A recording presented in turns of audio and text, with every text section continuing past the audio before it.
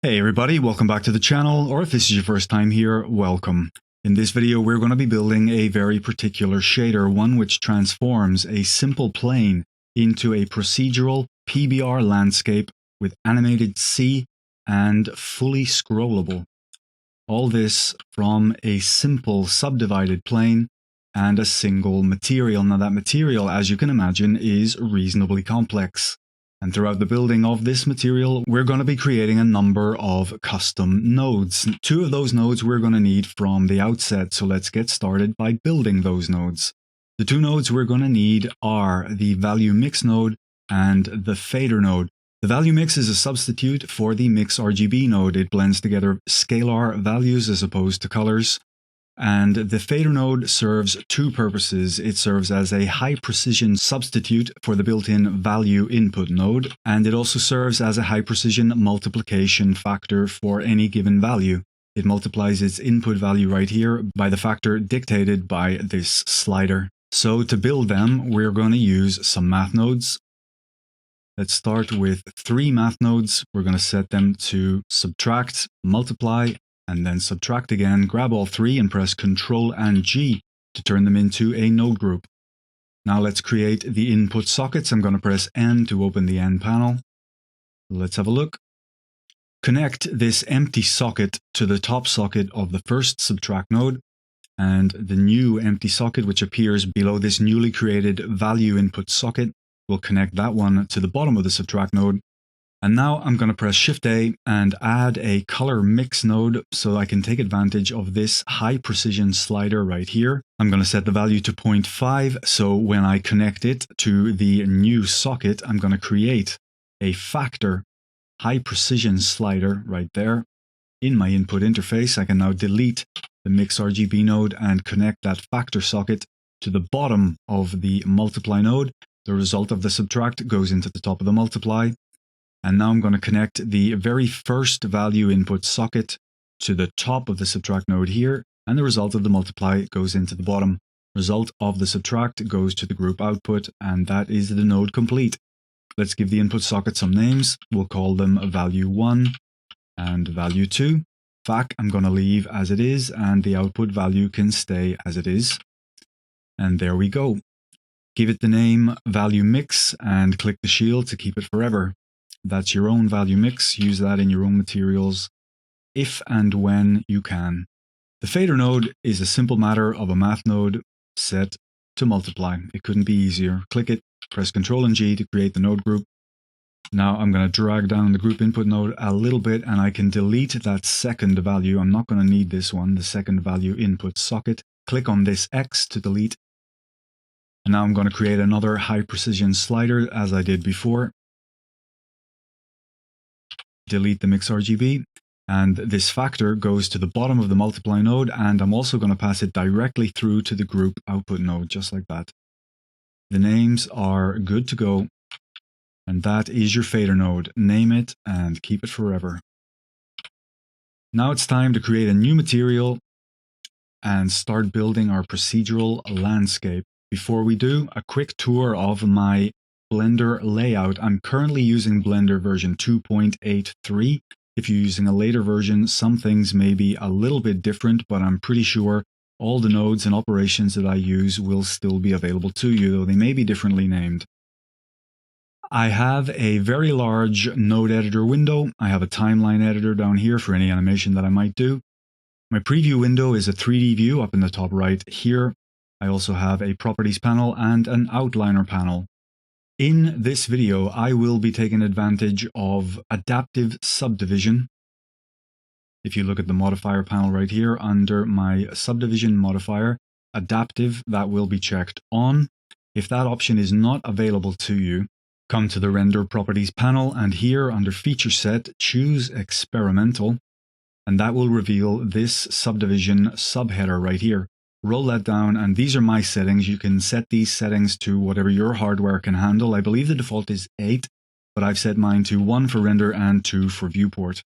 Now it's time to get started.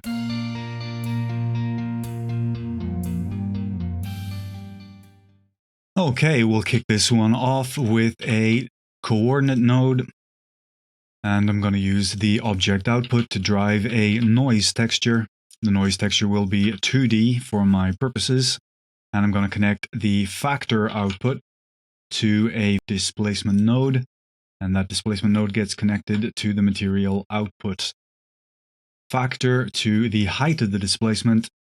And because we're going to be using displacement, I'm going to need a lot of subdivision. My plane is subdivided 10 times. I'm going to add a subdivision modifier with viewport levels of 4, and I'm going to set the type to simple. Let's have a look and see what that gets us. Okay, that's what the displacement looks like. The noise is a little too dense, so I'm going to reduce the scale of the noise texture right here. Bring that down. About there, maybe.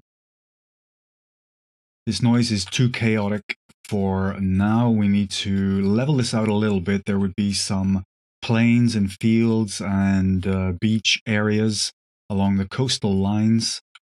So let's do that. I'm going to introduce that with a color ramp node. And because I'm using values here, I'm going to convert that color because the output of the color ramp is a color. I'll convert that color back to a value with a separate RGB node. I'm actually going to drag all of these nodes down to the bottom here. Now let's have a look. I'm going to set my geometry to smooth shading, and let's have a look at the color ramp. Okay, first thing, click the plus symbol to add a new handle right here in the middle. I'm going to zoom in to get nice and close, and now hold Control and click on the color bar right there to create a new handle really close to the middle one. Not right on top, but very close. And now I'm going to hold Shift and click and drag on the pause bar here, which is going to allow me to change the position of that handle. Now watch what happens to the geometry. You'll see we're pushing the mountains back and we're creating a flatter area, a plane almost, but it still has a notable slope to it. I'm going to do the same thing on the other side of the handle. Control and click, nice and close to the center. And again, I'll use the pause bar to drag that handle over. Something like that, maybe. I'm going to move that handle back to the center somewhat. Let me try and get a profile view so we can see what we're doing. So essentially from this handle to this handle is creating this flattening. From this handle to this handle is creating this. And then from there to the end with the white would be the mountains, essentially.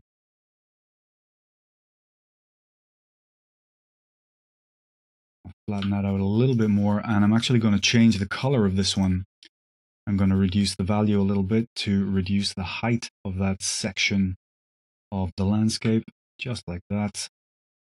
Okay. Let's get a little more detail to this landscape. I'm going to add detail levels to the noise texture, 4. There we've got a lot of detail, seemingly a lot of detail, but if we zoom in, we're sorely lacking. And in fact, if I increase the viewport levels of the subdivision surface, you'll see there isn't much change. So we're not taking advantage of all the vertices we have to push around. Now, I don't like to go above 4 in terms of detail of a noise texture, because any more than 4 and you really start to get very heavy hit on performance, essentially. There is a better way to do that. And what that is we're going to manipulate the texture coordinates which drive the noise texture itself. We're going to do that with another noise texture. Let's make a little room there. Now this noise texture, I'm going to take its output and I'm going to separate it, the color output, separate it into 3 channels. And I'm going to use a custom node called a value to direction node.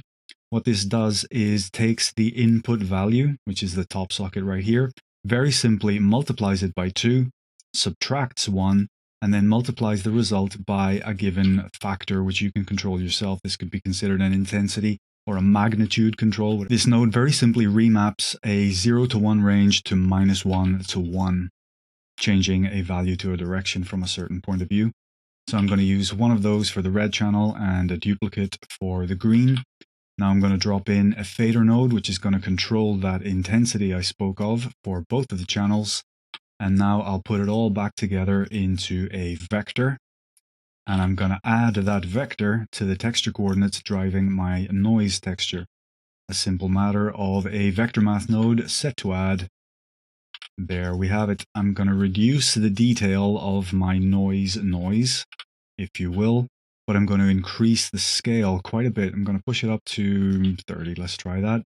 Now with my fader node, I'm going to shift, click, and drag on the factor.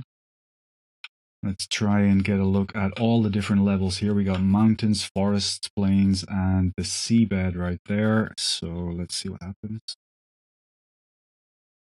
Pushing it around a little too much as opposed to creating fine detail, so I'm going to increase the scale even more. I've almost doubled it. Okay, that's more like what I want to see. I just want small details, fine details in the ground, as opposed to moving the ground around, actually displacing it. Okay, looking good. All these nodes combine to give us our ground height essentially, so I'm going to bunch them all together into a node group. Nice and easy, it doesn't even need any input sockets and only one output socket, which I'm going to name height, just like that. And I've actually just noticed my screencast keys aren't on. Whoops. Apologies for that. I hope that hasn't been too much of a problem so far. We're not too far into the tutorial. I'm glad I caught that now. Okay, this is our ground height. I'm going to give it its name. Ground height. Cool.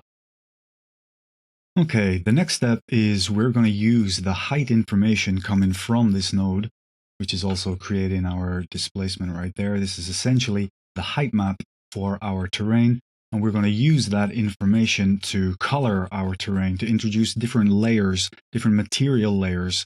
We're going to have one for under the water, which will essentially be mud. That's going to blend into sand, into a coastal beach area, which will in turn lead into greener fields, in turn leading into even greener forests, and the forests will eventually give way to the mountains themselves. So we're going to do that by considering the height of the terrain right there, like that. This is going to be the very bottom, this is going to be the very top. And if I have a look at the actual value output of my ground height node, that's what I've got. It's a gradient essentially, very simply from bottom to top. We don't quite reach 0, and I imagine we don't quite reach 1 at the top either, but let's see how we do. I'm going to use a math node with an operation of greater than, drop that onto the noodle, and that's what we're going to do right there. Using this value, I'm going to choose the height where essentially the mud gives way to the sand gives way to the grass, etc., etc. This is for now a hard cutoff. The greater than node gives me 0 or 1. It's a binary choice. I'd like to introduce a fall off so I can create a softer blend between one layer and the next. I'll do that by changing the operation from greater than to subtract, and I'll follow it up immediately with a divide operation. I'm going to turn clamp on, and this value here will now be the size of my fall off. Very nice. This value, on the other hand, is the threshold of my mask. So I'm going to need a number of copies of this little function right here. So again, Control and G to turn them into a group. And I want to introduce fine-tuned control of these two inputs, my threshold and my fall-off. So I'll create the inputs with a fader. The threshold will have a default of 0, whereas I'm going to have the fall-off have a default of 0.1, for example. They're arbitrary. You can set them as you like. The first factor into the subtract node and the second into the bottom of the divide. Let me give them some names so we know what they are. I'm going to change value to input. The first factor is threshold and the second fall off. Very nice. Let's keep that one and I'll give it the name Z mask. Let's drag that threshold up again until I can see the black. There it is. And drag that threshold down. Sorry, fall off. I said threshold, didn't I? Okay, so this is going to be the mix factor. You can probably imagine what we're going to do here. We're going to use this output to drive a color mix node. At least for now, it's going to be a color mix node. Mix RGB. That drives the mix factor. And we'll choose some colors. Let's go for a muddy color. Darken it up a bit, something like that. A little less saturation. Okay.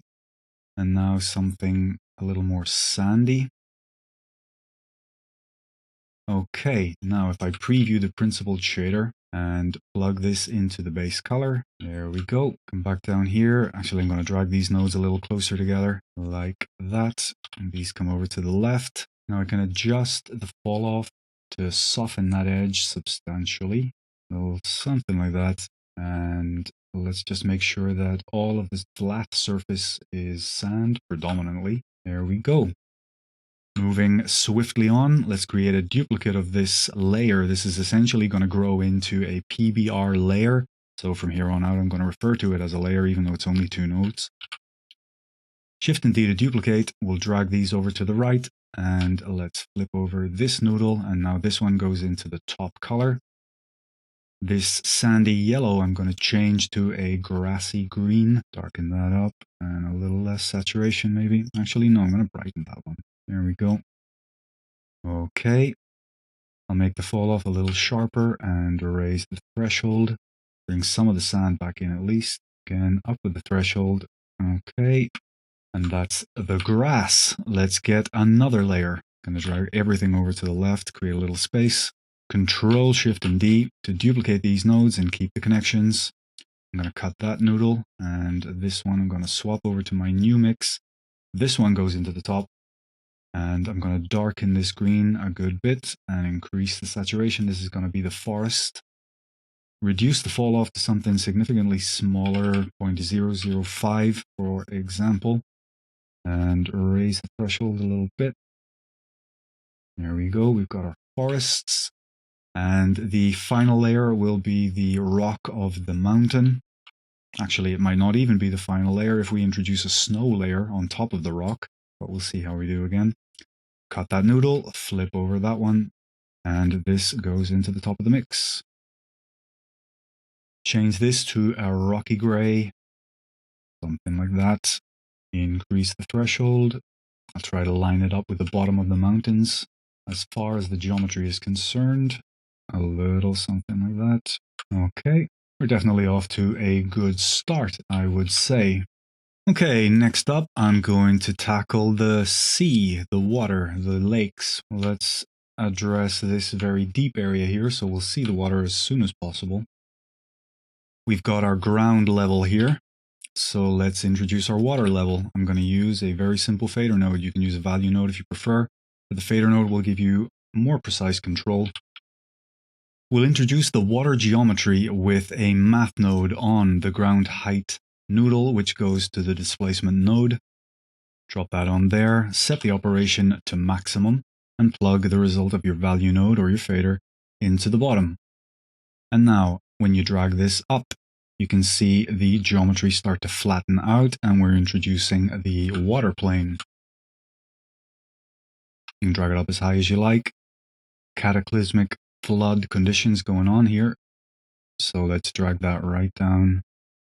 We've got our water geometry and it's looking good, but we need to make that geometry look wet now. So we'll do that with a variety of mix nodes, both color and value. We're going to do it by darkening the color of the terrain underneath the water. We'll change the roughness of that surface to be significantly smoother, and we'll change the IOR to be that of water. So let's begin with a color mix node. We're going to set the operation to multiply, and the second color will have 0.5 in the RG and B channels.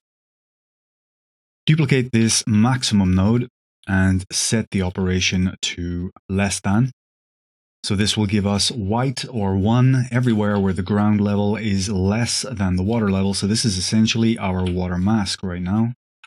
And that will drive our mix nodes, beginning with the multiply node. You saw the surface of the water get darker there, starting to look a little more realistic. Next step, value mix node, again controlled by my water mask. This one is going to drive the roughness of the principled shader. So in the top, for the ground roughness, I'm going to enter 0.8, and for the water roughness, 0.005. and that goes to the roughness. Now we can see the reflections indicating water, and things are starting to look pretty darn good. Duplicate this value mix node. This one's going to drive the IOR, which is in turn going to go to an IOR specular node. If you haven't seen this node before, let me show you how it works. It's really very simple. Just copy this and insert it into your node tree. This is the formula that you'll find in the Blender manual for the derivation of a specular value from an IOR value, at least as far as the principal shader is concerned. So the IOR of the ground will be 1.23 arbitrarily, and the IOR of water is 1.333. That goes to the IOR specular. And there we have it. We have a water layer. Drag that down a little bit, drag it up. Lots of fun. Let's duplicate this value mix node. I'm going to set both of the values to 0, and this is going to be a blend for bump maps, height maps essentially. We're going to have the ground height map in the top and the water height map in the bottom. So that will drive a bump node. The result goes into the height, and the normal of the bump node goes into the normal of the principal shader. So let's create the water bump map. We're going to do that down here with another texture coordinate node and another noise texture. We're going to use the object output again. Let me zoom in a little bit so you can see what I'm doing. I'm going to reduce the intensity of the factor output significantly with a multiplication of 0.05, for example. And I'm also going to drop in a fader node so I can control the height of the bump of the water. Drag that up a little bit, and I'll plug that into my bump mix node here. Remember, water in the bottom. There we go. I'm going to drag the scale up significantly. I'll try around 30, something like that. Let's see what that looks like. And now drag in the height of the bump. You can see the ripples coming in the reflections. I definitely need higher scale here, I think. And I'm going to introduce more detail as well. Let's jump straight to 4, why not? Okay. Let me actually change the color of the mud. A little less saturated, I think. Okay, something like that.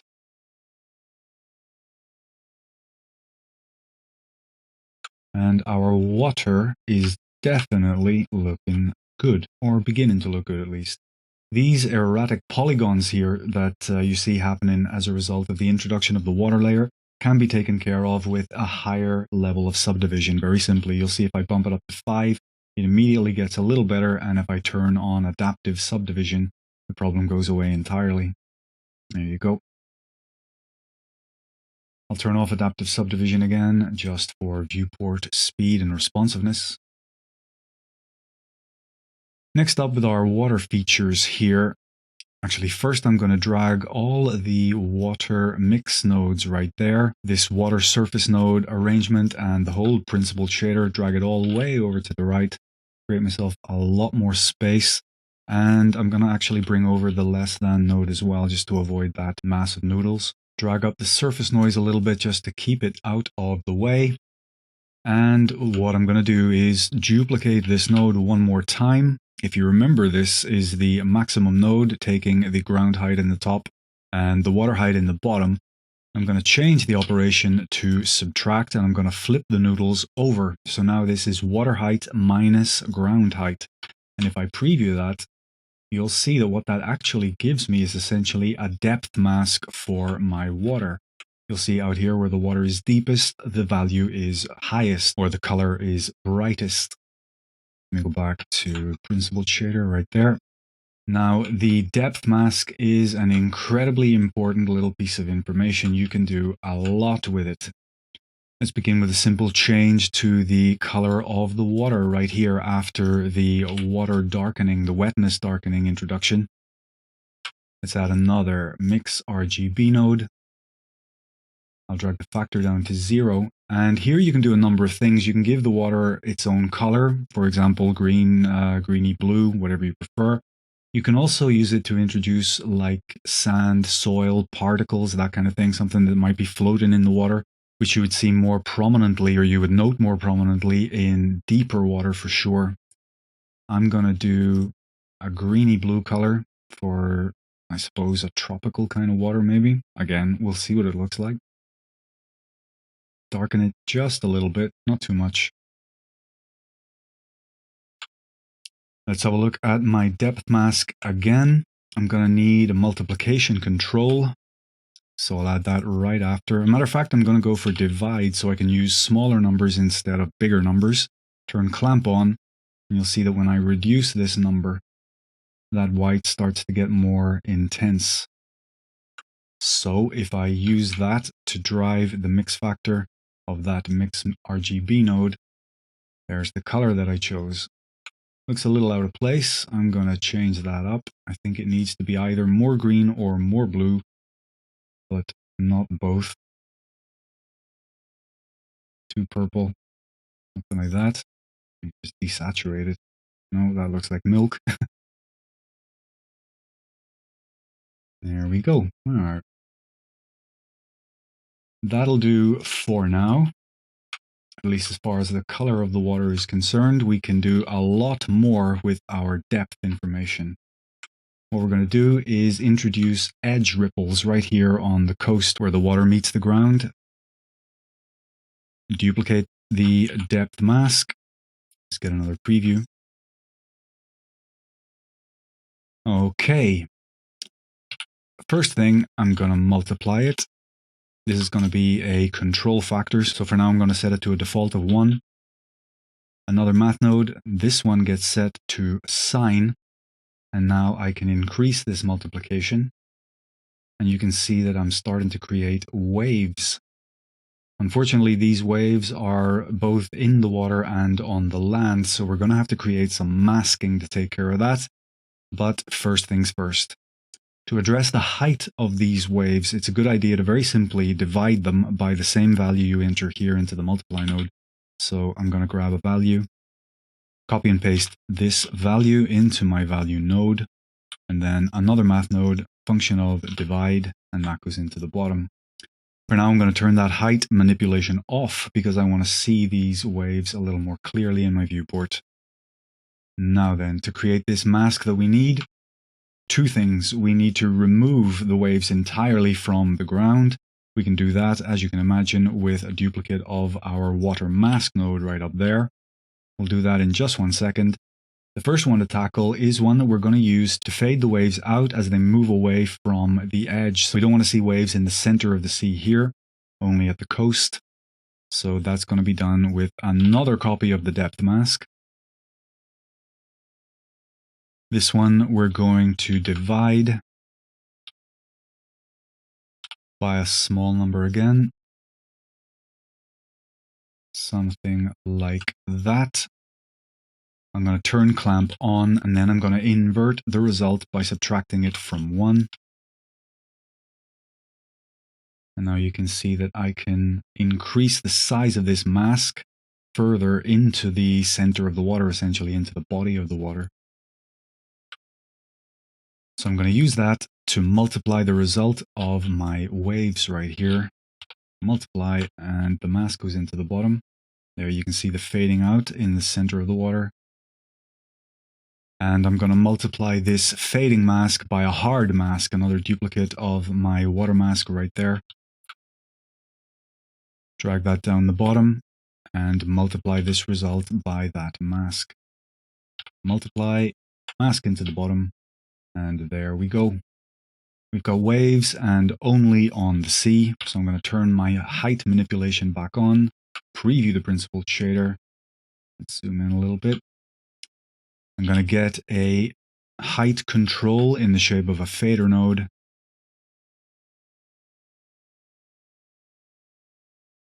And add the two bump results together. Zoom in a touch. And let's see what our waves look like. I'm going to drag up the value of the fader, the factor of the fader. There they are. Maybe increase the frequency a little bit. This is essentially the frequency control of these waves. It's maybe a little too dense. I'm going to back that off a bit.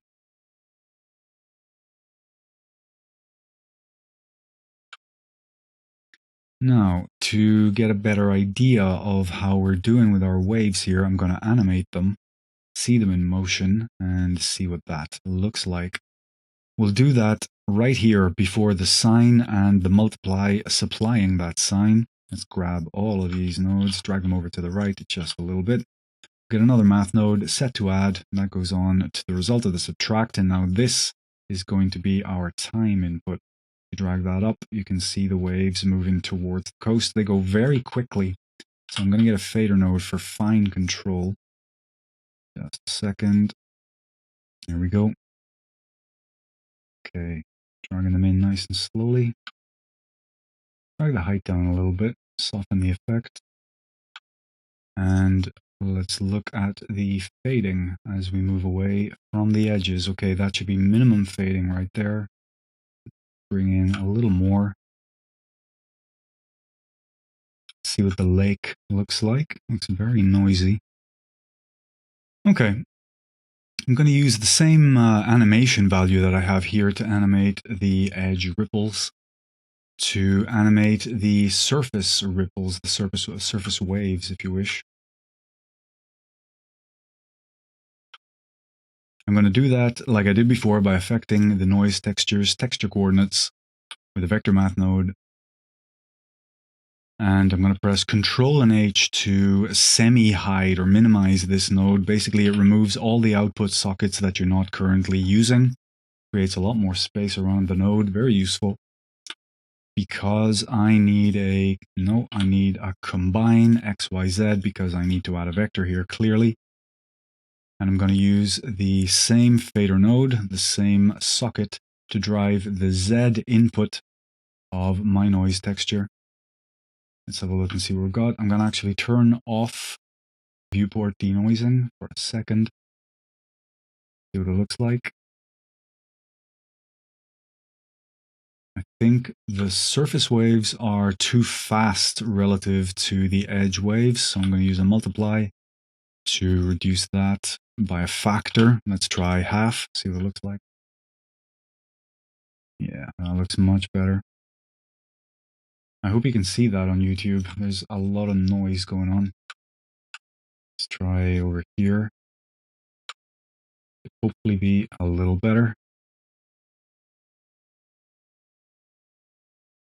I'm going to reduce the size, the fall off, the edge fall off again. There, just the edges. So now we have two individual sections, let's call them, to our procedural water bump map. This part down here being the edge ripples, or the waves, I guess you could call them. Edge waves, because then there are waves in the center again, because they're created by these nodes right here. Meaning that we have a great deal of nodes all over here, which are working together to create our water layer. So I'm going to create a node group by selecting all of the mix nodes and their mix factor. I'm going to grab the surface ripples. I'm going to grab the edge ripples. And I'm going to leave the time variable outside, and I'm going to leave the water level outside along with the ground level. To avoid 150 input sockets, I'm going to tie all these noodles together, meaning I need all of these noodles coming from the ground height node. Tie them all together. All of these ones coming from the water height, and these two coming from my time node. So I'll select all three of those, and once again I'll select my mix section. I'll select the surface ripples and the edge ripples, Control and G, turn them into a group, and line them up nicely. I'm apprehensive to see the state of my inputs and outputs. How did we do? Outputs don't look good. Okay, we'll address that in 1 second. I've actually changed my mind. I'm going to move the time node inside this water mix. So I'm going to get rid of that one in a sec. And the water height can be its own slider right here in the input interface. So I'm going to get rid of that one as well. Let's come into our water mix node. And I've been talking about a time variable. So let's create a real time variable. We'll get a value input node, and into the input field, I'll type hash frame. and that gives me the number of the current frame of the animation. I'll divide that result by the frame rate of my blend file, which is 60 FPS. This gives me the time of my blend file in seconds, and I'm going to replace, or move, I suppose, the noodle coming from the time input socket, this one here at the bottom, and plug that noodle into my time in seconds. Let's press play and see how unbelievably fast this animation is going. In fact, way too fast, so we'll reduce that a good bit. The math node set to multiply, and let's try 0.25 for example. Still too fast. Let's try 0.1. Still too fast. Let's try 0.05. 0.02. 0.01. That'll do, I think. That looks to me like a sea seen from afar. Excellent. Moving on, we have the water level to create. I have already taken care of my time input, so I can actually delete that input socket right there, X to delete. And I'll use a fader node to create my water level input slider with a default of 0. Just like that. Delete the fader. FAC gets changed to water level. And now we'll move this noodle into the water level socket, meaning I can delete that input, change the name of this remaining input to ground level, delete my two faders, and drag up the water level. There we go. Let's have a quick look at the output sockets and see how we did. It's not actually as bad as it seemed initially. If we move the color to the top, I think we're already in pretty good shape right there. There's this one, which could definitely be in a better place. As a matter of fact, I'm going to move that maximum node over here to the mix column, let's call it. So now my second value output gets moved to the bottom, and we're good to go. Let's rename. Color we're going to call base color. The first value is our roughness value. The second is our IOR. Third, height. And fourth will be displacement. There we go. Water mix. So small and unassuming, and yet it does so much. Look at that. Let's give it its name. Water mix. Keep it forever. Very good. If you like these water effects, you might be interested in checking out my rainwater shader node system available from Blender Market. It adds rain and water effects to your materials with a single click. The nodes support vertical and horizontal surfaces and create volumetric raindrops which synchronize with the splashes created on those rainwater surfaces. Just look for rainwater or OfNodesAndNoodles on Blender Market. Okay, before I go any further, I want to see if I can reduce these cliffs in the terrain a little bit. So let me just temporarily turn down the subdivision. I'm going to reduce the water level, and let's go and address our ground height node and the color map contained therein. I'm just going to drag the water level down to 0. Okay, into the ground height, and let's have a look. So we've got this black handle here, which is the bottommost height, let's call it, the deepest point. And I can use that to raise the level of the seabed.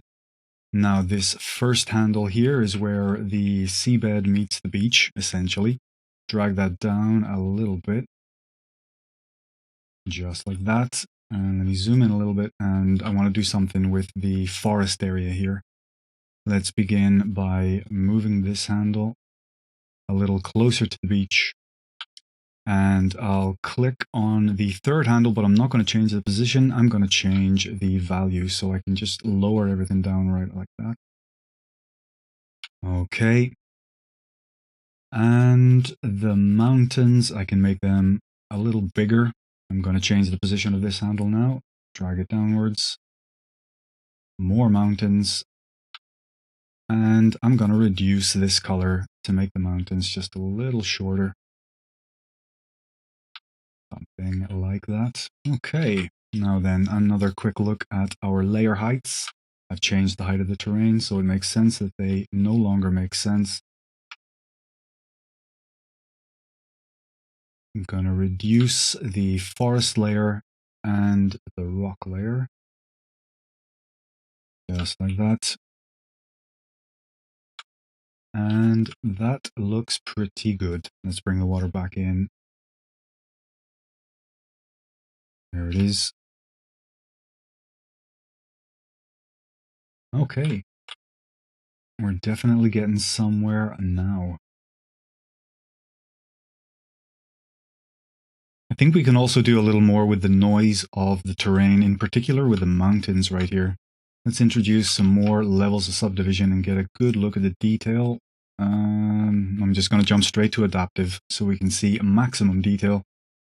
Okay. Back to the ground height node, and let's have a look at this. Temporarily turn off adaptive just for viewport responsiveness. If I remove the noise added to the texture coordinates, that's the result. I think previously it was possibly a little too intense. That's definitely too intense. Let's go for something like that. I'm going to reduce the scale to make the noise just a little coarser, essentially. And then I'll compensate for the coarseness with extra detail. To see the extra detail, I will re-enable adaptive, and let's have a look. 3 levels, probably going to be enough. Let's re-render real quick. Okay, let's see if 4 introduces anything new. Not really. Okay, 3 will be fine for the noise, and I'll leave the main texture itself set to 4. That looks pretty good. And the mountains look good. Actually, the mountain line could do with being dropped down just a little bit more. Re-render to get a good look at the fine geometry. Okay, and yeah, I'm going to bring it down a bit. About there, and maybe a little more fall off. Alright, very, very good. Turn off adaptive, and I'll turn the levels down again. And let's have another look at our forests. There's definitely a lot more that we can do for them. The other layers, excluding the water, which is already sorted as far as bump maps are concerned. But the mud, the soil, the fields, and the rocks will use bump and normal maps for the very fine detail. But as far as the forest is concerned, we'll definitely be able to find a leaves PBR texture set. I don't know about a ready-made forest, so I think I'm going to do the trees themselves procedurally, and the leaves will come from the PBR set. So let's set about doing that. Let's cut all these noodles and zoom in for something of a new beginning. We'll get another texture coordinate node, and this one's going to drive a Voronoi texture node. I'm going to set it to 2 dimensions and use the object output.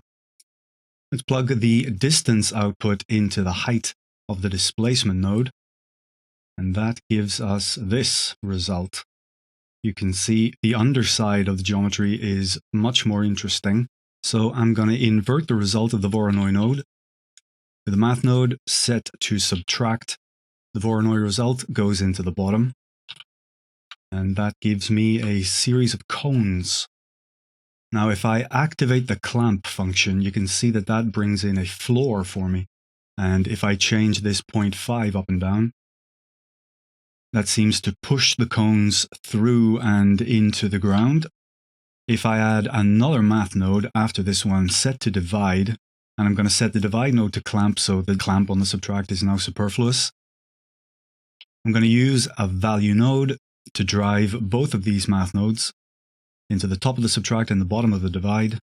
Let's zoom out a little bit, and now you can see that I can change the thickness of these cones without affecting the height. If I want to then affect the height, I can simply use another multiply node. That allows me to control the height like that.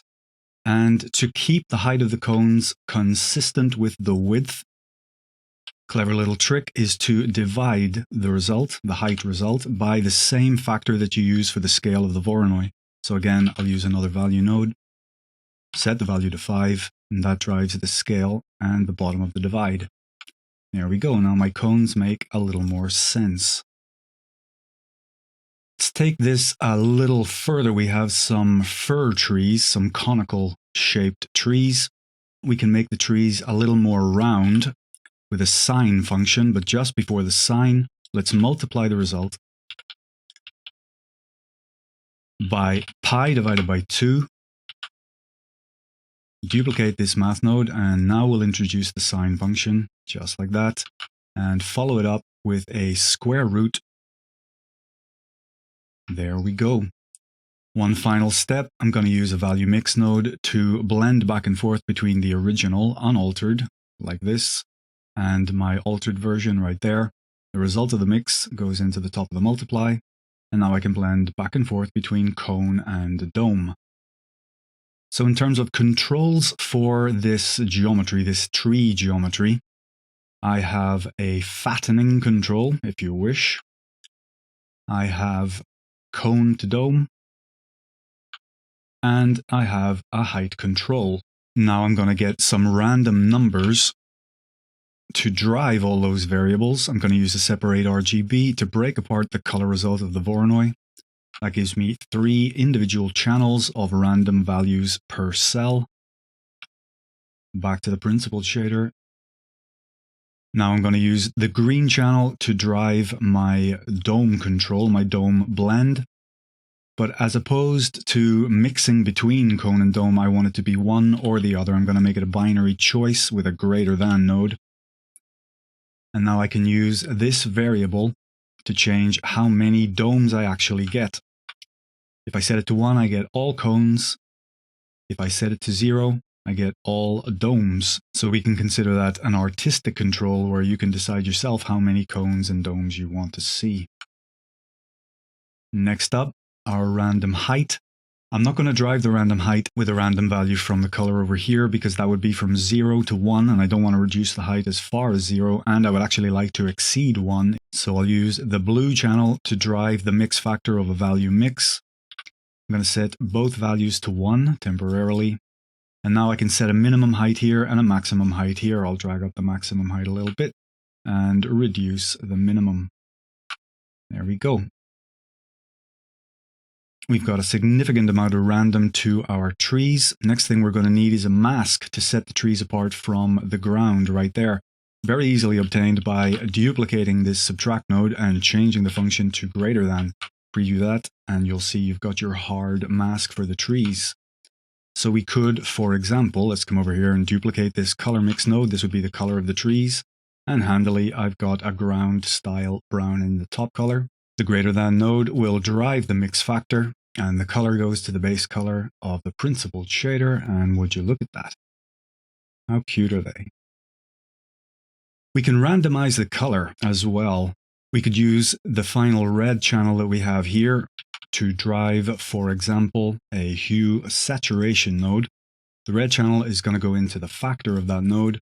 I'm going to copy and paste this green that I used over to the hue saturation node, and that result goes into the bottom.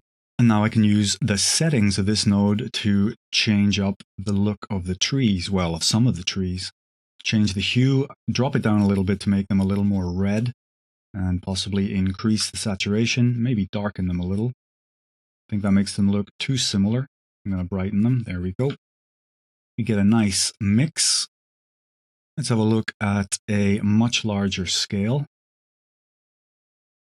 Very good. I'm going to zoom in and get a high-res preview. Adaptive subdivision goes on. Okay, we're definitely looking good. One final thing that I want to introduce is a random density control. We can remove random trees to make the whole thing look a little more natural, perhaps. But we need to get our hands on another random value. I've used all 3 channels of my random color. So what I'm going to do is add together 2 of those channels to create a new one. Add them together, but because I have 2 channels added together, I'm going to divide by 2 to normalize them, so to speak. This is now a new random number, and I'm going to feed that to a math node set to less than. Let me show you what that gives me. Essentially a random mask that I can use to exclude some of the trees. I'm going to have to incorporate that mask into both the color mix right here and into the height output. So let me get a little more space here. Things are getting a little too cramped. I'll move the colors over a little bit and up out of the way. There we go. Now then, back to the principled shader. And to incorporate this mask, bring it over to the right. And I'm going to multiply the result of this greater than mask. Just like that. And I'm going to multiply the final height output right there. And there we go. Now you can control the density of the trees with this variable right here. Very handy. So there we go. We have a number of nodes which create our tree's height. Now let's bunch them together into a group. We need 3 outputs. We already have them. We've got this one, which is the color mix right there, essentially a mask. We've got this one, which is going to be a tint control. We use this to drive whatever color manipulation node we like. And finally, we have the height output itself. So let's grab everything from here as far back as the texture coordinate node, Control and G, and line them up. Let's have a look at the outputs. I think they might even be okay. Indeed they are. We just need to give them some labels so we know what they actually are. R is the tint control. The first value is the mask. And this third output socket is the height.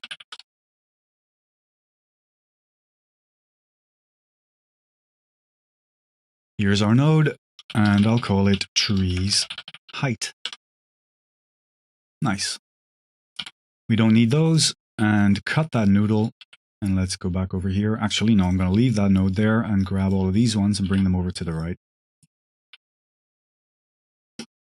Now hold Alt and right click and drag back and forth between the mix node and the principled shader for the color and the roughness, then the IOR specular for the IOR, and then the height for the bump. We have to connect the displacement output manually because the names are different. Let's zoom in a little bit. So I have my tree's height node, but I do need to create a mask which is going to limit this height, this displacement, to the green area, essentially, where the mask of the forests begins, and then that particular mask, this one, ends where the rock mask begins. So what I'm going to do is take the result of the forest mask and very simply subtract the result of the rocks mask from it. And there we go. I have a hard mask for just the forests. Let's grab these 2 layers, drag them over to the left a little bit just for some more space, and move my Z mask, which is controlling the forest layer right there. I'm going to multiply that result by the mask of my tree's height. Now you can see that the size needs to be looked at, so we're going to tab in to the tree's height node really quick, drag up that scale value. It's going to be pretty high, I imagine, judging by the scale of our landscape. Let's try that. Next up, I'm going to multiply the height output by this mask that I created right here. Set the function to multiply, and the height goes into the bottom. Now I can very simply add that result to the displacement noodle, which is actually this one going into the water mix and then being fed to displacement right there. Add it to our result, and we're going to have to zoom in, and we're going to need a lot of subdivision to see the displacement of the trees. And there they are. Very nice. We'll pay a little more attention to the sizes and so on in just 1 second. Move everything over to the left a little bit more. And I'm going to introduce the tint node just for fun. Tint goes into the factor, and copy and paste my green. Plug that into the bottom. And let's change the hue. The saturation goes up and the value goes up. Drop the hue a little more. There we go. Okay. Looking good. We can see the grass layer between the trees. The height of the trees is just about right, but I think they're a little too big. So let's come in here again and make them smaller. I'll turn off adaptive just for a second. Let's go for something like that. No, a little bigger, I think. Okay, let's try that again. Zoom in, turn on adaptive. Okay. Pretty darn good. Let's come over and see a little more of the grass, just so there's more of a transition from sand to forest. I can harden up the fall off, which brings in the forest, to avoid these semi-trees, let's say. It almost looks like some trees buried under sand. We can take care of that. 002 for the fall off to reduce that greatly. And I'm going to bump up the threshold a little bit. Let me turn off adaptive, just to recede the forest a little bit. And now I can bring the grass down again. Let's give it a harder fall off as well. 005. I brought it too low. And there we go. I really don't like the color of that grass anymore, but that's going to change imminently, so I'm not going to do anything about it now. Okay, that is the forest layer essentially taken care of. Now let's have a little look at the rest of them. We're going to need some PBR texture sets. And for those PBR texture sets, we're going to go to polyhaven.com. Here we are at the excellent polyhaven.com. Thousands of HDRIs, textures, and models. Free for download, no sign up, no subscription, and free for any kind of use you can think of. This is such an excellent resource, it really deserves our support, so I would encourage you to whitelist the site on your ad block if you run one, and even consider becoming a patron if that's an option to you. For now, we're going to be downloading a set of textures, some sets of textures. The sets being, you can use the search function here to find the exact sets that I used. Brown mud, you can imagine where that's going to be under the sea. Then we have coast sand 1. Followed by forest leaves 02, followed appropriately by forest leaves 03, and finishing up with rocks ground 04. I've chosen to download the textures in 2K format. I get them in a zip file, and these are the formats that I have chosen. I get everything in a ping format, and I get AO, diffuse, displacement, normal, the GL version, and roughness. We'll download all those texture sets and set about importing them into Blender. You may have noticed that we just downloaded 5 sets of 5 textures, meaning 25 textures in total. So we're going to need a system, or this node tree will descend into chaos in quick order. So I'll sever all those noodles and turn off the preview. Now let's import our textures. I have all my sets right here, all laid out linearly. This is one set right here at the top. It's the mud set. So I'll drag that in to the node network, starting with the diffuse, then the AO, then the roughness, then the height or displacement, and then the normal map. Let's line up all these texture nodes, and then we can pay some attention to their color space. Now, the diffuse and the ambient occlusion should remain set to sRGB. And the roughness, displacement, and normal will all want to be in non-color space, just like these nodes right here. Drag them down a little bit, and I'm going to hook all these textures up to the principled shader to see what kind of result we're getting. Let's begin with texture coordinates. We're going to be using the object output. I'm going to combine the diffuse and the AO textures with a color mix node. And I'm going to multiply the two results together. Now I can use this as an AO control should I need it. The roughness and the displacement textures are both grayscale textures, so to convert the color result into a value result, which is what I actually need, I'm going to use separate RGB nodes on both. Finally, the normal map texture will go straight to a normal map node, so let's get one normal map, and I'll plug that into the normal socket of the bump node. Now let's hook up the color result to base color. This is my roughness, goes in there. This is going to be the height, So I'll plug that either into the bump or into the displacement. For now, I'm going to go for displacement.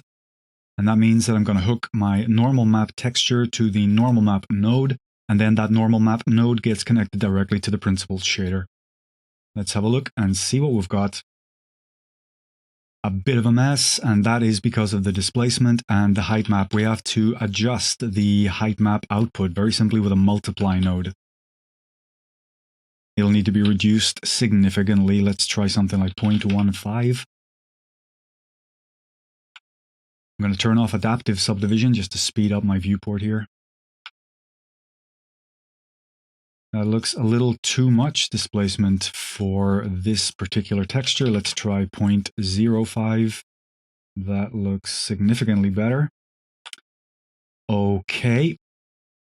Let's come over here to the texture coordinates. I'm going to tie together those noodles, and that lets me drop a single vector math node onto that noodle. Now I can delete that reroute.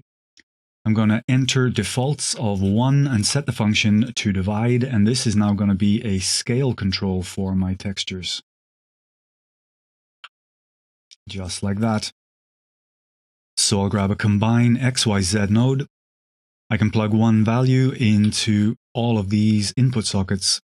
One value, set the default of 1, and the default of 1 in all of these channels. Hook that up to X, Y, and Z, and then the combine XYZ to the vector math. Now this is my scale control for the texture. I also have to adjust the height map result based on the scale of the texture. You'll see that as I make the texture significantly smaller, the displacement height remains the same, and that won't work. So what we're going to do is after the height controlling multiply node, drop another math node, set the function to divide, and divide by this scale factor right there. One final thing to do, I'm going to grab everything except the scale factor, that divide node, grab everything else and move it over to the left just a little bit and drop on one more math node, set to add, and we can use this as a base height control if we need to adjust the general height of this layer. I'll set that to 0 as a default. Okay, so we have our PBR layer correctly set up. And as predicted, this is something of a mess. This multiplied by 5 is not going to be acceptable, so we'll create a node group. Grab all the nodes, all the inputs included, Control and G to make that group, and line up the nodes. Okay, let's have a look at the inputs. For now, we don't have any. I'm going to leave the texture coordinate inside the node, so I don't need to create an outside socket. I'm going to get a temporary math node so I can create some input sockets. I'm going to get the scale socket with a default of 1. I'm going to duplicate the group input node and bring it over here to the right, then get myself a fader node and create some more defaults. I'm going to give the height factor, which is this multiply control node, a default of 0.15, for example. Create the socket and delete that noodle.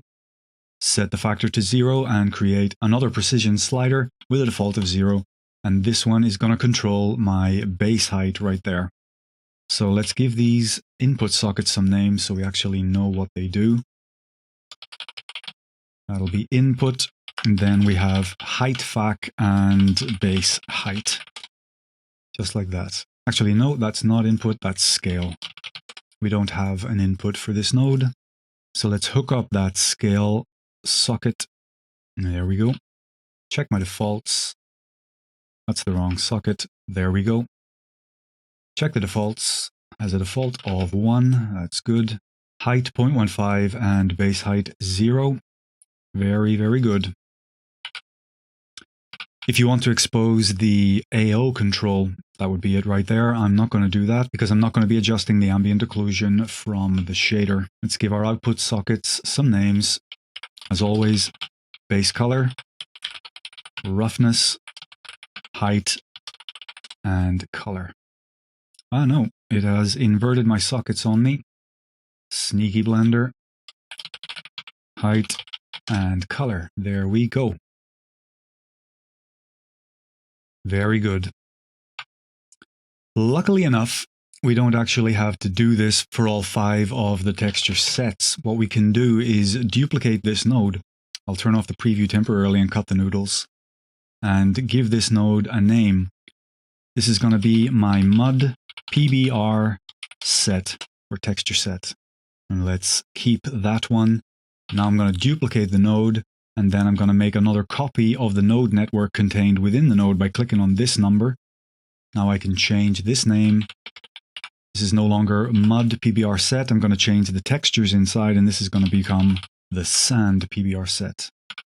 So let's do just that. Delete those textures and import the sand. Diffuse, AO, roughness, displacement, and normals just like before. And exactly like before, I'm going to hook these textures up in exactly the same way. So I will speed this part of the video up, and I'll see you in a few seconds.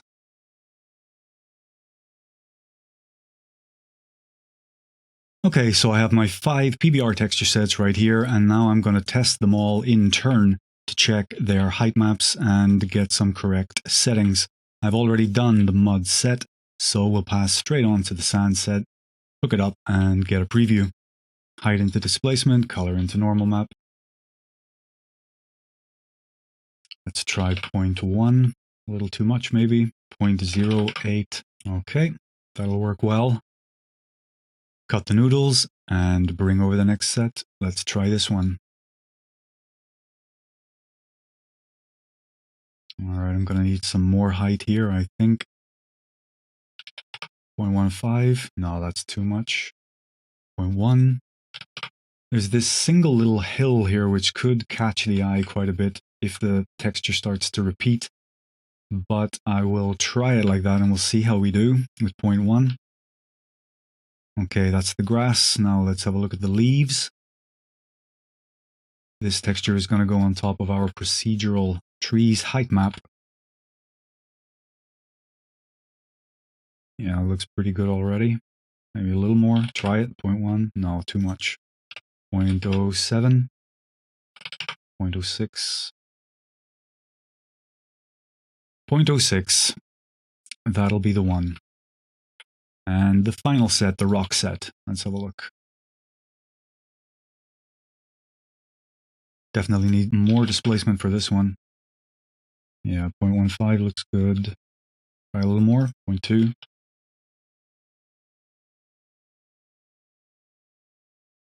No, I think 0.15 will work. Excellent. All right, so now we have our 5 sets, and we need a way to mix between these sets, to blend them together, essentially. Each set has 4 outputs. We got color, we got roughness, we got height, and we got the normals, which is essentially another color. So to blend between these 2 sets, I'm going to get a selection of mix nodes. Color mix, value mix, another value mix, and another color mix. Okay, let's hook up our PBR layers here. It'll be layer 1 in the top and layer 2 in the bottom for all of the mix nodes. We've got a mix for base color, one for roughness, one for height, and one for the color of the normals. That's base color. Now roughness in the first value mix, height in the second, and color in the final color mix. Grab all 4 of the mix nodes and Ctrl-G to make a group. I'm going to rearrange and name the inputs immediately so as to more easily keep track of them. The albedo color sockets I'm going to name base color, so that'll be base color and then base color 2. And we've got roughness, followed by roughness 2. Height and height 2. And color 2. The outputs are going to be the same, so let's hook them up. We got 1 base color, 1 roughness, 1 height, and 1 normals color. Give the names right away. Base color, roughness, height, color will do. Excellent. Now then, I'm going to rearrange the input sockets to create the 2 layers with layer 1 on top and layer 2 on the bottom. So I'll move the roughness for layer 1 up to sit beside base color. Whoops, I haven't given height 2 its correct label. There we go. Height 1 gets moved up to layer 1 and the first color the same. So now we got base color to color and then base color 2 to color 2. serving as two separate layers. Now we're going to need a mix factor. We'll create one with a default of 0. Actually, no, let's go for a default of 0.5 because that's the way Blender does it. We'll create it in the bottom of the node and then supply that noodle to all of the mix factors. There we go. This node I'm going to name PBR layer mix. And let's quickly drag that node and drag it over here to sit beside our water mix, because the water mix needs a few more input sockets. In fact, it needs input sockets to match the outputs of a PBR layer. We've already got our base color, and we have the mix nodes right here ready to create the inputs for us. So I'm going to minimize this mix factor right there, and I'm going to add an input group input node. And this noodle, which comes from the top of the color multiply and goes the whole way down here to the other group input, takes the base color, as we can see. So I'll replace that input with this one right here. It's exactly the same, just the positioning is different of the node. Now we need the inputs for roughness, height, etc., etc. So let's very simply hook them up to the top values, always to the top of all of these mixes, value mixes and color mixes alike. Just like that. Now I'm going to move water level back down to the bottom and ground level to sit just above it. And let's give our input sockets their names. Roughness, IOR comes before height this time. There's the height. Then we got color. The outputs should be ready to go. In fact, they are. And that's just about all we need to do with our water mix node. Though we can definitely afford to tidy up somewhat. There's no need for it to be so sprawling like this. So let me just bring in these nodes, get rid of these reroutes. And we can create a few new group inputs. I'll start by using this one. And these two noodles go to the ground level and water level right there. So I'm just going to swap them out. Ground level on top, water level on the bottom. Same thing right here, ground on top, water on the bottom. Duplicate the group input. Ground and water. And pretty much the same thing over here, but we're not too untidy really, so I think I'll just leave these ones the way they are. Okay, that's a little more acceptable to look at. No, I'm going to get rid of this one. Well, I'm going to change this one. I'm not going to get rid of it. Just got to be careful with this one because this one wants water level in the top and ground level in the bottom. So that's water level to the top, ground level to the bottom. Now we can grab these nodes and bring them up the top, tidy them up a little bit. There we go. Much nicer. I'll just put that back where it was before and bring my PBR layer mixes over here. Now the PBR layer mixes are going to replace these color mixes. So we'll need one PBR layer for every color mix node, hooking them up as we go. Each preceding PBR layer supplies layer 1 to the successive layer mix. We'll hook up the textures in just 1 second. Finally, the result of this layer mix is the one that will feed the water mix. There we go. Now to connect the texture sets up, we got to do it manually. So let's just go one by one. Base color, roughness, height, and color. There we have it. I'm just going to mute these color mix nodes so I don't get confused. And we're going to have to insert this hue saturation, this tint value, into the leaves PBR set itself, and then we'll expose a tint control. In fact, let's just do that right now. Into the leaves PBR set, and I'm going to perform that color manipulation immediately after the diffuse texture right there. Let's get a color hue saturation node, drop it right there, duplicate the group input, drag it up the top, and I'll set the factor of the hue saturation node to 0 to get a default of 0 and create a new socket, just like that. That new socket will be called tint. I'm going to mute the hue saturation node as well. Now then, let's hook up our layer mix factors. We were using the Z mask output right there. So that goes to the factor. Here we had a slightly different incorporation of a mask coming from the tree's height. So we'll use the result of this multiply node. There we go. Z mask directly to the mix factor for the rocks. and the water should be good to go. Now we will definitely have to address the scale of the textures. The height should be okay, the height factors, we've already checked them. So let's just have a look and see what we get. Just to be sure we do actually have a water level to know what to expect. Okay, the PBR textures certainly do their thing, but as I said, we have to address the scale most definitely in essentially all of the layers, I would say, by looking from here. Let's get started. To have a really good look at them, I'm going to remove them and then address them one by one, each layer one by one. So I'll cut the mix factors for the rocks, the trees, and for the grass, and then set their mixes all to 0. Just like that. I'll remove the water as well, because the water is hiding the mud, essentially. Drag that down a little bit. The water really looks good when it comes in, just like that. I enjoy that immensely, but let's not get sidetracked. There is actually one thing to address for 2 of the texture sets, the mud and the rocks, and that is because for the rest of the sets, for the sand and for the grass, the projection of the texture will be along the x and the y of the object coordinates. That means that it's tantamount to having a texture represented by a flat plane and projected straight up and down. So that works for the flatter areas of the geometry, but not for the more vertical parts like these walls here, if you will, like the sides of the seabed, and certainly not for the side of the mountains. So we can address that by coming into the texture set. We'll start with the mud. Let me zoom in so we can get a good look at what I'm doing. And very simply, select all the texture nodes, then hold Alt and left click here where it says flat. And instead of flat, we'll choose box. This is box projection. And if you're not sure what that is, we're now essentially projecting the texture, I think 3 times, but possibly 6.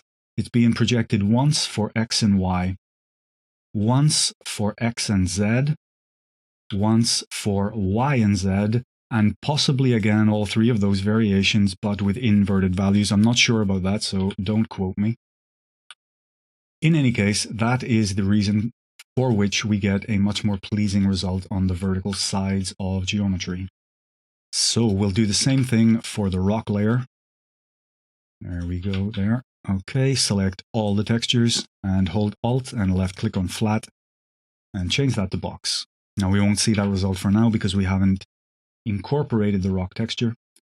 Let's have a look at the scale of our mud. We're right here at the mud PBR set. This is our scale factor, so let's simply drag it down until we get a result that we like.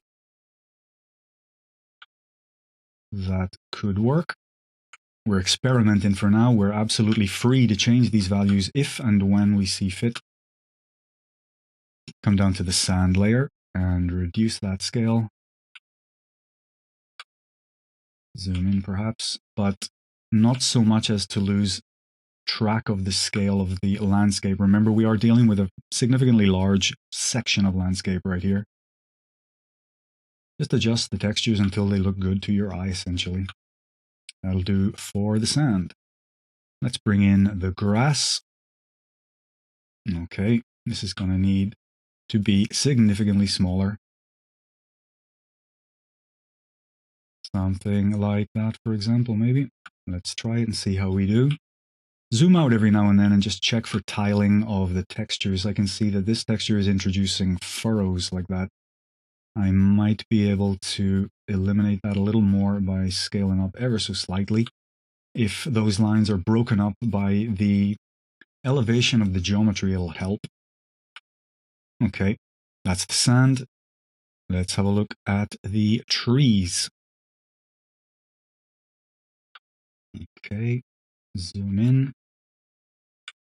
Try to keep a clear idea of the scale of the trees. In fact, to do that, I'm going to introduce adaptive subdivision, so hopefully we can see the geometry of the trees.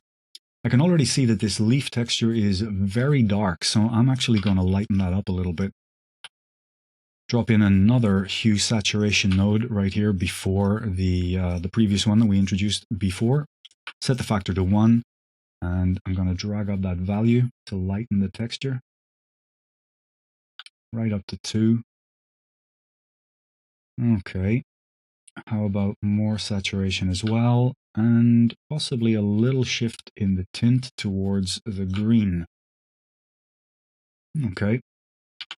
Back outside and let's have a look at this scale. This is going to have to be something very small. Let's just go straight to 0.05. Zooming in, it won't actually look correct. I don't expect it to look correct. I'm not trying to get the leaves to be the actual size they would be. They would be so small that it wouldn't make any sense to use the texture. What I actually want to introduce here is a breaking up of the surface of the trees. Just a little more bump, a little more normal, and a little more visual detail, essentially. Let's bring in the rock. The rock already looks pretty good.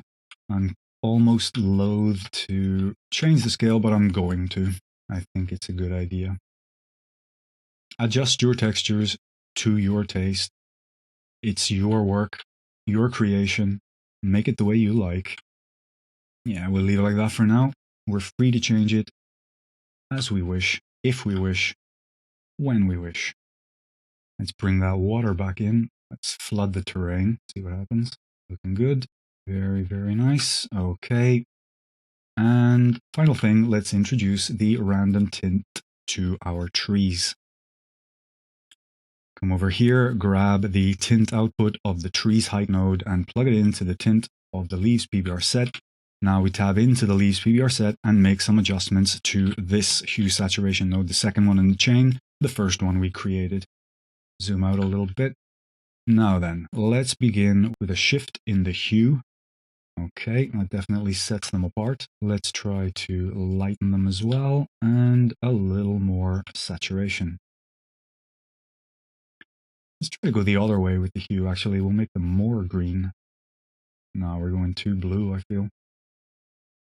Okay, a little more red then. Not quite that much.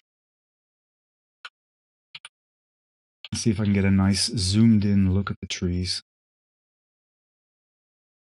Okay. These very dark shadows on the rocks are concerning me. I think the height factor might be a little too high. Drag that down, see if it fixes it. It does not. Could that be the normal map? Indeed it is. Still set to sRGB. What a gaff. Okay. Non-color for the normals, the displacement, and for the roughness.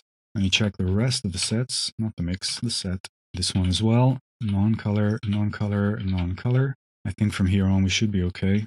I must have re-imported these textures or something at some point. Odd. Alright, there we go. Now those horrible black shadows are gone.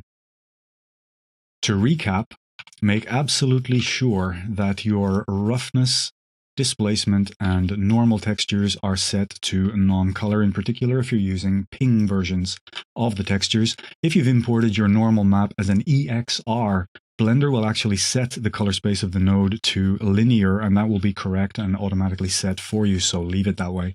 But in ping version, non-color is usually the one you want. Back to the leaves. I'm actually going to darken the alternative versions, so the redder versions. Increase the saturation and drop the hue a little bit more. Looking pretty darn good. We're not seeing any bump on the water. And that is because the bump node is not connected. To be sure we have everything correctly set up here, let's have a look and check all the output sockets. We've got base color to base color, that's correct. Roughness is going to the principled shader, that's correct. IOR to IOR specular. Now, height goes to bump, and bump goes to the principled shader. Quite the difference. Okay, there we go. Displacement, on the other hand, goes directly to the height of displacement and the color of the normal map, so that's all correctly set. Let's see if we can see the water animating a little bit right at the edges there. You can see it, yeah. Just going to come in here 1 second and back off the forest just a little bit. There really is an awful lot of forest. There we go. Something more of the grass coming in. Make the forest more of a sparse feature. All in all, I think our landscape is looking more than satisfactory. I hope you'll agree. One more thing that we can add to the ground height node. Let's come over to the main noise texture right there, the one that creates the landscape itself. We already have an addition to the texture coordinate vector. Let's add another one. We'll do it just before the one we already have. And this add node, I'm going to control directly. Let's just drag up the X component. So with this value, we can scroll essentially our landscape along the X and the Y coordinates. But you may notice that if I zoom in, let me get close to the rock, for example, I'm only translating one single texture node here, the noise texture which creates the landscape. All the other textures are staying exactly where they are. So it almost looks like the geometry of the landscape is moving underneath a textured sheet or something like that. We can certainly address that issue, at least as far as the ground height node is concerned, by using the same adjusted texture coordinates that drives this noise texture to drive this one down here. We used the object coordinates in both cases. In fact, we've always used the object texture coordinates, and now I can translate both the landscape and the noise texture which distorts it. But my PBR textures are still staying put. And I can't address them from within this node group here. I also don't want to have to change a value in this node here, for example. Then I would have to go and change it in this one, this one, this one, etc. All of my PBR sets would need to be changed. That is not desirable. And there is, luckily enough, a nice little trick to avoid having to do that. Let's grab this vector math node, which creates the translation for me. I'm just going to set the inputs to a default of 0. And all we're going to do is click on that node and press Ctrl and G to turn it into a node group. Disconnect this second vector, and in fact you can delete it because we really don't need it. We don't need any inputs at all, excepting the main texture coordinate input. Now what we're going to do is give this node a name. First of all, let's call it vector offset. Now let's come along to our PBR texture set nodes. Luckily we only have to do this once, and now we can drop that node inside all of these sets. Let's just do a search for it. Vector offset, there it is. Drop it onto that noodle. We'll do the same for all of the PBR sets.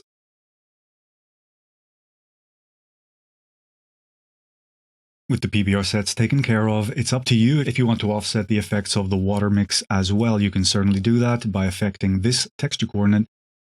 But in my experience, I find the water bump map to be much less of a problem, and so this just hasn't been necessary. There's no reason why not though, so let's just add it. Very nice. So now, whichever of these nodes I choose, any of my PBR sets, my water mix, or my ground height, I can come in there and find the vector offset node, tab into the node, and any change I make to this node will propagate to all other instances of the node in all other materials and even in all other objects. Everything is following the offset, all the textures are coming with the geometry, and the sheet over geometry effect is greatly reduced. Very, very nice. And there we have it. We have successfully created a procedural PBR landscape from a single plane with subdivision and a single material. One more look at that material so you can see the final settings which I used if you want to make your landscape look just like mine, though I would encourage you to be creative and to create your very own version. Here we've got our mud, sand, and grass. These are the settings. Z masks included. Leaves and rock. And the water level. That's about all you need to know, really. And that's about it for this video. We must be at nearly 1 hour and a half. If you made it to the end, let me know in the comments. And I certainly hope you enjoyed the video. I hope you learned something. If you did, please consider dropping a like and subscribe to the channel for more video content like this. That'll be all for this video. I hope to see you in the next one. Take it easy.